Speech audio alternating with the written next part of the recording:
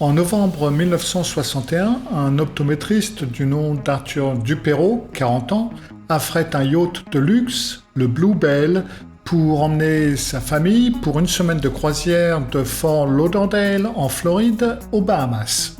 Outre sa famille, composée de Jean, sa femme, âgée de 38 ans, de son fils aîné, Brian, 14 ans, de Terry Jo, 11 ans, et de René, 7 ans, Arthur amène également Julian Harvey, 44 ans, une de ses connaissances qu'il a engagée comme capitaine du navire pour $100 par jour, ce qui en 1961 représente quand même une coquette somme. Julian est accompagné de sa 6e femme, Mary Dean, 34 ans, qui est stewardess, qui aimerait devenir écrivain, et elle voyage en tant que cuisinière. En danois, il y a un proverbe qui dit « Kunen Taube, fructerike heu », ce qui veut dire, comme vous le savez peut-être, « Seul un fou ne craint pas la mer ». Et pourtant, lors de ce voyage, l'ennemi, ça n'est pas la mer. Mais si vous aimez les récits sombres, mystérieux, fantastiques, vous êtes tombé au bon endroit. Je fais de mon mieux pour mettre un récit en ligne par semaine, tous les samedis. N'hésitez pas à commenter, n'hésitez pas à vous abonner et à cliquer sur la cloche pour être averti lorsque je mets un nouveau récit en ligne. Et puis, si vous aimez, souvenez-vous de mettre un pouce en l'air, ça aide au référencement.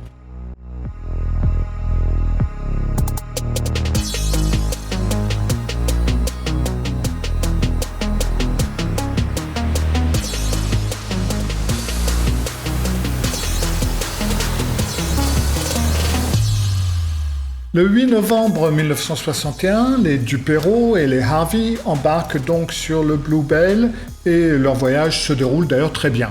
Les 4 premiers jours, la famille fait des escales aux îles Birmanie, aux îles Abakos, où ils achètent des souvenirs, font de la plongée sous-marine, tout est vraiment merveilleux. Les choses se gâtent au cours de la 5e nuit. Lors de la 5e nuit de la croisière, Terry Jo, qui dort dans sa couchette sous le pont, est réveillée par des bruits de pas, des cris qui viennent du pont au-dessus d'elle. Terrifiée par ce qui peut bien se passer là-haut, elle hésite d'abord un petit peu à agir, mais elle finit par prendre son courage à 2 mains et elle sort de sa couchette, elle monte lentement les escaliers et elle sort la tête sur le pont. Et sur le pont, elle découvre sa famille, étendus sur le sol, ils sont tous morts. Alors que Terry Jones est figée de terreur, elle voit Julian Harvey arriver en courant et il lui ordonne de descendre dans les dortoirs, de retourner dans sa couchette. Ne sachant que faire, elle obéit et elle redescend dans sa couchette. Mais alors qu'elle est assise là, Terry Jo s'aperçoit que l'eau commence à envahir le Bluebell. Donc elle comprend qu'elle ne peut pas rester là, sans ça elle va tout simplement se noyer. Donc Terry Jo remonte les marches, elle retourne sur le pont principal et là elle voit Julian Harvey qui est debout sur le bord du bateau. Elle lui crie alors « Mais est-ce qu'on est en train de couler ?» Il la regarde et tout simplement il lui répond « Oui ». Et puis il saute par-dessus la rambarde, il nage jusqu'au canot de sauvetage qui s'est détaché du Bluebell et qui dérive un peu, il grimpe dessus et il s'en va en l'abandonnant sur le navire qui est en train de couler. Terry Jo ne l'a pas encore compris, mais c'est Julian Harvey qui est à l'origine du naufrage du Bluebell. Lorsqu'il a été engagé comme capitaine du navire, il en a profité pour emmener donc sa 6e femme avec lui pour la tuer, afin de toucher sa police d'assurance, parce que la police d'assurance vie de sa femme contient une clause selon laquelle il recevra le double de la somme si elle meurt dans le cadre d'un accident extraordinaire, ce qui donc officiellement est le cas. Comme vous pouvez le constater, il s'agit ici d'un homme relativement charmant. Alors, on ne sait pas exactement pourquoi il ne s'en prend pas à Terry Jo.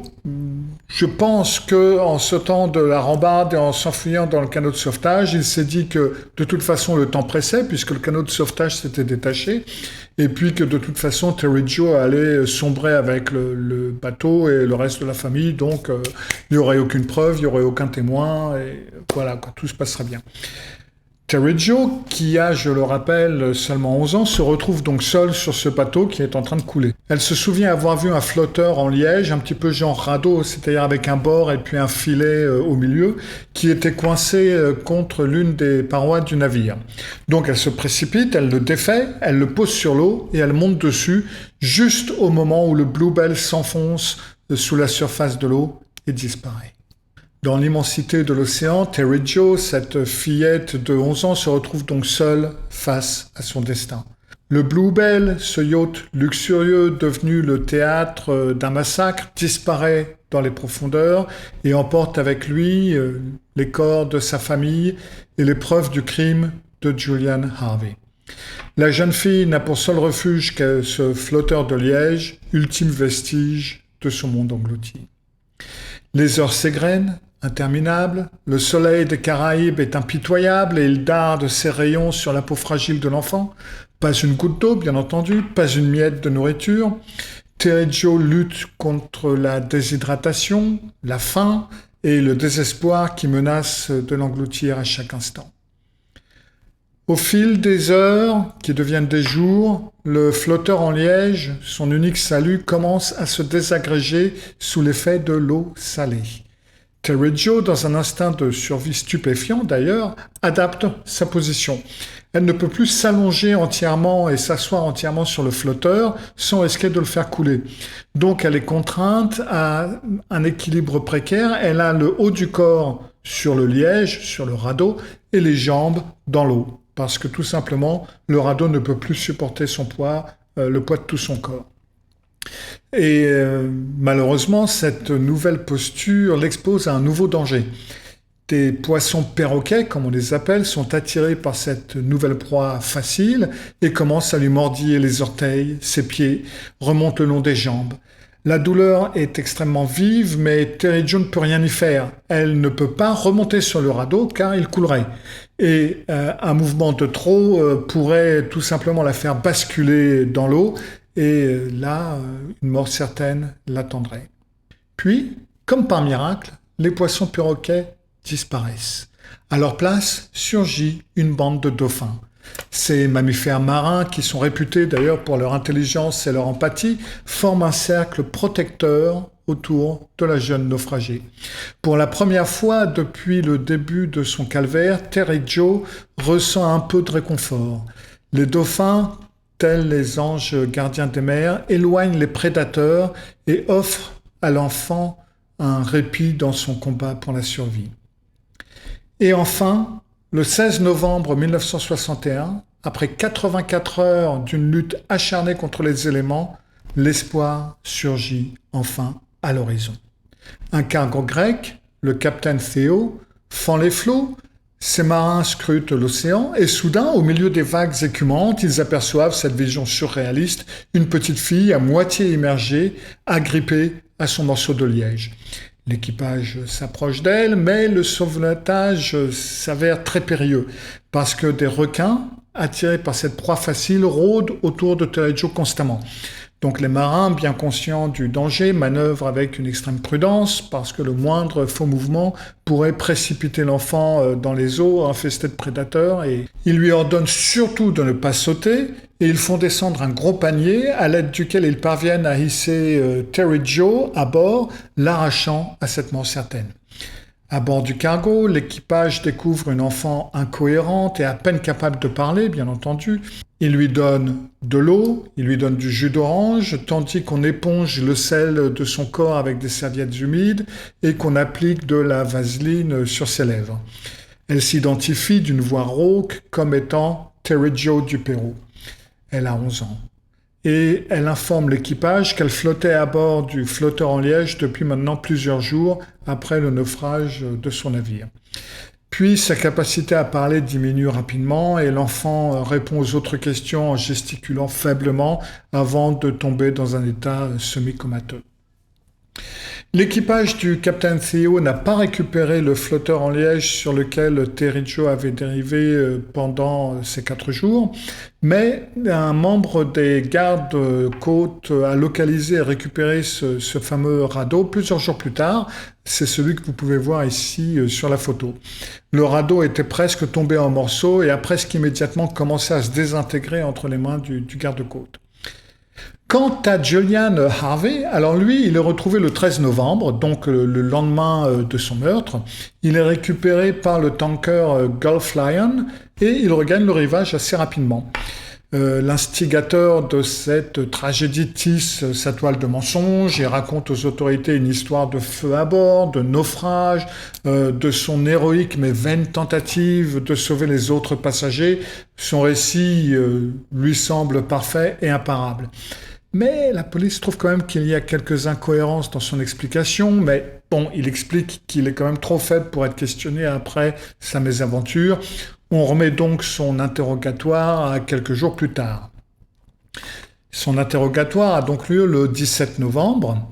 Et le 17 novembre, en plein milieu de l'interrogatoire de Harvey, la police reçoit le message que Terry Joe a été secouru donc la veille et que son état s'améliore.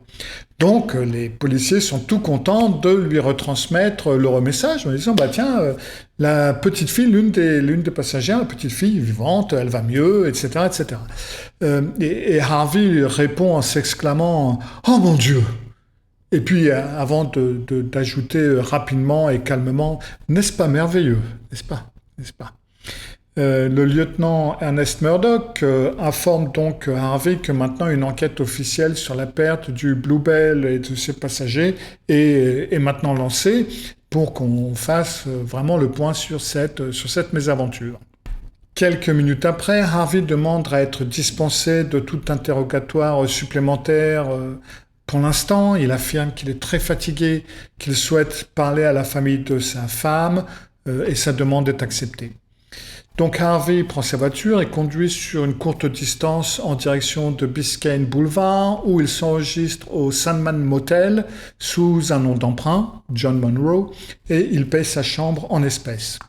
Ensuite, il rédige une note de suicide de 2 pages avant de se suicider en se coupant la cuisse, les chevilles et la veine jugulaire avec une lame de rasoir dans la salle de bain du motel. Son corps est retrouvé par une femme de ménage environ 2 heures plus tard. La note de suicide qu'il avait écrite était adressée à un ami proche de l'époque où il était au service militaire. Et elle est retrouvée sur une commode dans une pièce adjacente à son corps. Cette note ne contient absolument aucune explication, aucune excuse pour ses actes, mais se termine simplement par ces mots « J'étais trop fatigué, j'étais trop nerveux, je ne pouvais plus le supporter. » Pauvre petit chou. La note demande également au destinataire de prendre soin de son fils de 14 ans, Lance, et il demande d'être enterré en mer. Comme il n'a donc jamais été jugé, il est donc mort innocent des crimes qu'il a commis. L'image de Terry Joe a été capturée par un marin grec au moment de son sauvetage, vous pouvez la voir ici, et celle-ci a vraiment fait le tour du monde. C'est devenu le symbole d'une résilience extraordinaire, d'un combat acharné pour la survie face à des forces qui semblaient insurmontables. Contre toute attente, Terry Joe a surmonté cette épreuve inimaginable. Elle a grandi, elle s'est construit une vie et elle a fondé une famille. Elle est toujours en vie aujourd'hui, en 2024. Mère de 6 enfants et donc maintenant sûrement grand-mère de beaucoup plus. Elle incarne la victoire de la vie sur la mort, de l'espoir sur le désespoir. Son histoire, un mélange de tragédie, de triomphe, reste gravée dans les annales maritimes comme un témoignage poignant de la force de l'esprit humain face à l'adversité la plus extrême. Voilà, j'espère que vous avez aimé cette histoire quelque peu marine, cette histoire de résilience et de force. J'aime bien ce genre d'histoire. Et si vous avez aimé, souvenez-vous de mettre un pouce en l'air, souvenez-vous de vous abonner, et puis je vous retrouve samedi prochain pour une autre histoire. Faites bien attention à vous, vous pouvez aller à la plage, à bientôt.